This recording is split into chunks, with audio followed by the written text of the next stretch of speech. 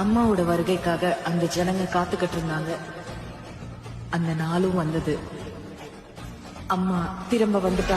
ஞாலத்தை படைத்த தேவனின் தாயே உன் திருக்கொடி வானில் பறக்குதம்மா.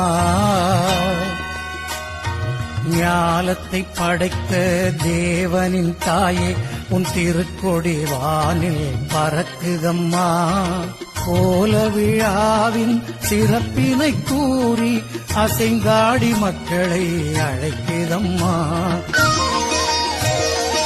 ஆழியின் கரையோரம் அமர்ந்தவளே